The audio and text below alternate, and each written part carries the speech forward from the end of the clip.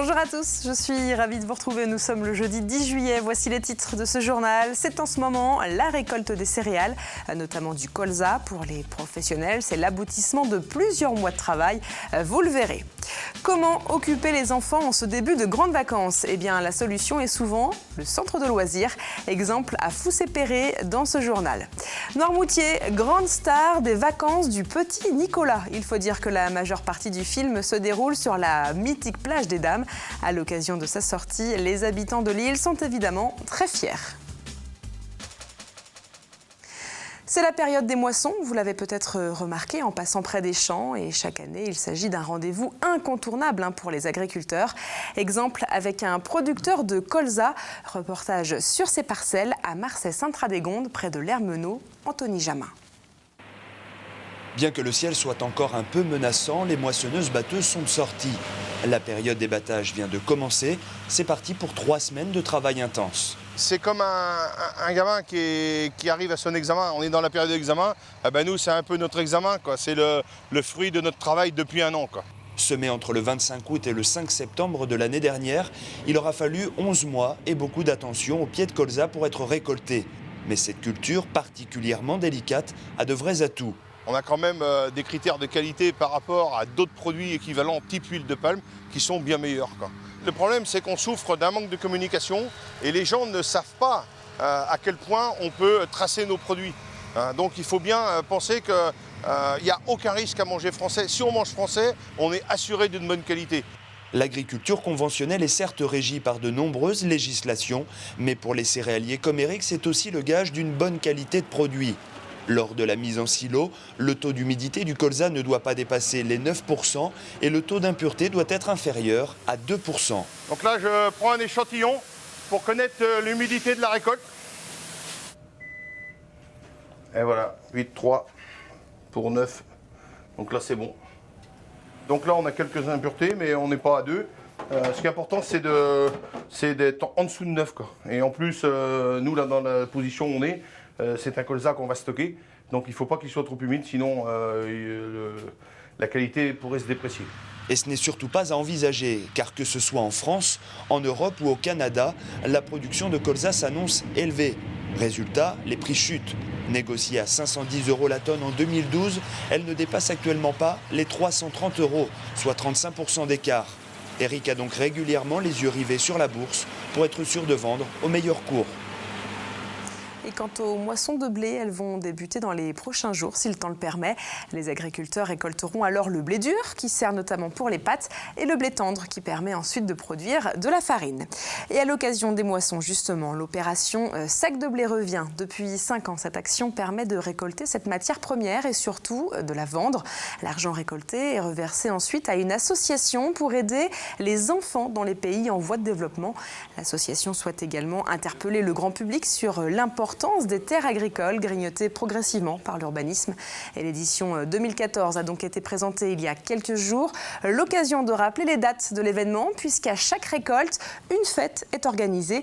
Vous découvrez donc le calendrier. Les récoltes se dérouleront à Nieul-le-Dolan, Saint-Mathurin, la Motte-à-Char, les Essarts ou encore au Poiré-sur-Vie.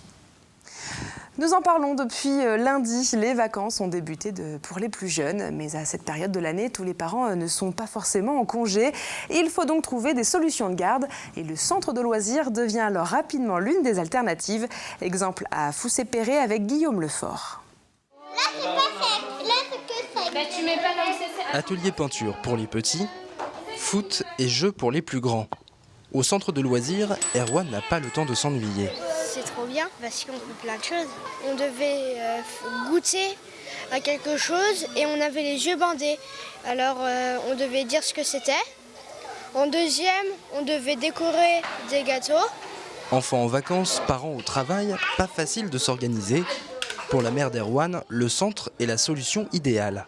Ça leur convient et c'est aussi une obligation parce que nous travaillons tous les deux. Pour moi, c'est une bonne solution en tout cas.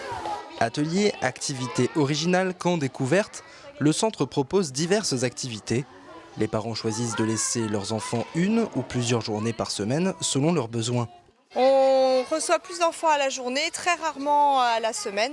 Les parents ont choisi plus de les mettre 2 à 3 jours par semaine plutôt qu'une semaine. Ils sont souvent le papa ou la maman ne travaillant pas le lundi ou le vendredi et les mamans le mercredi.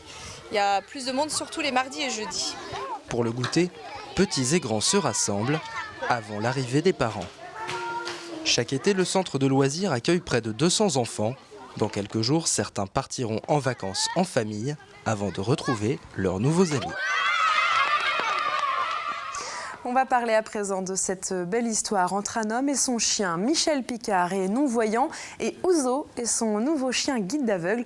Mais avant que le binôme ne se forme définitivement, plusieurs étapes sont nécessaires pour que l'un et l'autre apprennent à se connaître. Il y a quelques jours, Ouzo a donc découvert le quotidien de Michel, notamment dans les rues de La Roche-sur-Yon.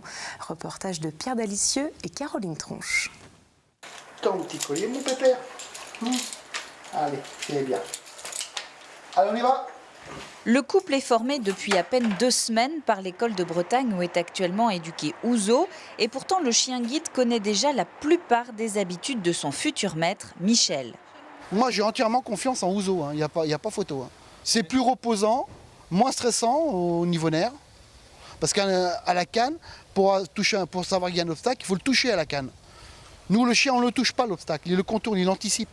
Le rodage est loin d'être terminé. La remise officielle de Ouzo n'est prévue que dans 6 ou 8 mois. D'ici là, il faut repérer et gérer tous les dangers de la vie en ville pour un non-voyant. Ici, c'est un peu compliqué parce qu'on n'a pas de bande d'éveil. On n'a pas de bande podotactile qui vont aider Michel pour se repérer et on n'a pas de vrai trottoir. C'est-à-dire que là, pour le coup, si Michel, le chien continue, il va se retrouver sur la chaussée sans s'en être rendu compte. Donc on est toujours un petit peu sur une confiance sur le chien qui n'est pas toujours évidente pour les déficients visuels. Mémorisation de la quinzaine de trajets qu'emprunte régulièrement Michel, gestion des imprévus comme les échafaudages temporaires ou les panneaux installés sur le trottoir. Ouzo doit à la fois maîtriser la routine et l'exceptionnel. À droite, Ouzo. Ouzo, à droite. Très bien, pépère. Des fois, il veut aller dans une rue, je lui dis non, à droite ou tout droit, et il doit obéir. Voilà. Ça fait partie de la remise. C'est des automatismes qu'il a pris dans le week-end que maintenant on lui fait effacer.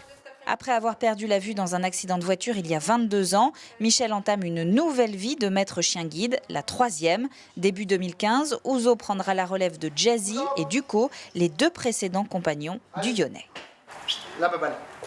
Non, donne. Et précisons que ces chiens sont placés gratuitement auprès des personnes qui en ont besoin. En Vendée, c'est l'association À Pied à Pattes qui se charge de ces missions. Il s'agit de l'antenne vendéenne de l'association Les Chiens Guides d'Aveugles de l'Ouest. Et pour plus d'informations, vous pouvez contacter le 02 51 36 05 60. La Vendée est une terre de bénévoles. Preuve en est une nouvelle fois avec ce bénévole de 94 ans. Maurice Nicolo a œuvré 27 ans pour la Banque alimentaire. Mais il y a quelques jours, il a décidé de laisser sa place. Pour le remercier du temps passé au sein de l'association, un pot de départ a été organisé dans les locaux de la Banque alimentaire à La Roche-sur-Yon. Et l'occasion pour lui de rappeler l'importance d'être au service des autres. Je me suis plu dès le premier jour. Pour moi, c'est une seconde famille. J'ai travaillé avec plaisir. C'était quelque chose de normal de continuer à servir les gens, servir la société, me rendre utile, quoi. Je voudrais, qu'on s'inspire de ça, bien sûr. Parce que dans la vie, on peut quand même se rendre utile à tout moment, même avec l'âge. Et à 94 ans, rappelons-le, Maurice Nicolo va se mettre au service de ses fleurs et de ses légumes en se consacrant à sa plus grande passion, le jardinage. Comme chaque jour, on s'intéresse au Tour de France et ce jeudi, le Team Europcar et toutes les équipes ont rajouté 194 km à leur compteur entre Arras et Reims et sous une pluie encore battante, ce qui a d'ailleurs causé la chute de plusieurs coureurs de l'équipe vendéenne, dont notamment Thomas Voeckler. Brian Cocard, quant à lui, a une nouvelle fois participé au sprint final avec l'aide de Kevin Reza. Brian Cocard termine donc à la 8e place et demain, vendredi, il s'agira de l'une des plus longues étapes, 234 km entre Épernay et Nancy. Et puis si vous voulez tout savoir sur l'étape du jour, rendez-vous tout de suite après le journal dans les Vendéens du Tour. Le réseau du Logis de France vient de sortir son nouveau guide. Il a été présenté il y a quelques jours. Il réunit 3 départements, la Vendée bien sûr, mais également les Deux-Sèvres et la Charente-Maritime. À l'intérieur de ce guide 2014, 85 hôteliers restaurateurs sont répertoriés. Ils ont tous obtenu le titre du Logis de France et tous ont un point commun. L'accueil, c'est très important. La qualité, bien sûr, qui est, je dirais, boostée par la Fédération internationale des logis, c'est-à-dire par des critères de qualité sur les grilles d'évaluation des hôtels et des restaurants. Mais où on reconnaît un logis, c'est son accueil. Le client, quand il vient chez nous, il dit « je suis comme à la maison ». Et le guide du Logis de France est accessible au public dans les offices de tourisme ou les hôtels-restaurants référencés, bien sûr. On revient sur la sortie du film Les Vacances du Petit Nicolas. Alors on parle évidemment des acteurs. Ici on retrouve Valérie Lemercier, Can Mérad et notamment le Petit Nicolas, qui n'est autre dans la réalité qu'un jeune Vendéen de la Bruffière. Mais finalement, la grande star, c'est la plage des Dames de Noirmoutier. La majorité du film se déroule en effet sur ce site. Alors forcément, pour les Noirmoutrins, ce film a une résonance toute particulière, comme a pu le constater Grégoire de Châtillon à l'occasion de la sortie au cinéma. Absolument charmant, et les vues sur la plage des Dames sont extraordinaires et tous les personnages sont extrêmement sympathiques. Nous on habite dans le coin, donc tous les moments du film, on voyait les plages, tout. Franchement c'est un super documentaire. C'était marrant, c'était pas mal. Le soleil de Noirmoutier ne les a pas empêchés de se déplacer. Ils étaient nombreux à venir découvrir cette toute première séance des vacances du Petit Nicolas. Les gens rentrent déjà depuis un quart d'heure, donc je pense qu'il va y avoir beaucoup de monde. Et le film est très attendu sur Noirmoutier. Allons, les enfants, du calme. Réalisé en grande partie sur la plage des Dames, le tournage de ce film familial a réuni beaucoup de figurants noirmoutrins, comme Martial Bernier. Chaque jour, la journée type, c'était on commençait entre 8 et 9 heures. On nous changeait donc à 1 kilomètre d'ici, donc au lycée Les Sorbets. On arrivait après sur la plage et donc il y avait des personnes qui s'occupaient uniquement des figurants, qui nous disaient ce qu'il fallait faire. Et chaque jour, ça changeait. Un jour, on devait être allongé sur une plage, se baigner, faire du vélo en arrière-plan. Et j'ai eu la chance, donc pendant une journée, de donner la réplique à Valérie Lemercier. Et puis du décor du film, il en reste encore quelques traces. Vous pouvez voir donc la buvette du film, donc évidemment qui a été repeinte pour rester pareil, semblable donc aux cabines de plage. Et donc au fond, on voit l'hôtel Beau Rivage où a été tourné également beaucoup de scènes. Et donc le bar, ce qui s'appelle la plage de Jules, qui est resté tel quel, qui n'ont pas changé les couleurs, qui a été jaune et verte. La librairie Trait d'Union joue le jeu à l'occasion de la sortie du long métrage, en investissant aussi le cinéma de Lille. Le film Les Vacances du Petit Nicolas, d'après l'œuvre de Goscinny et Sampé, est un joli clin d'œil à l'île de Noirmoutier. T'inquiète pas, je maîtrise.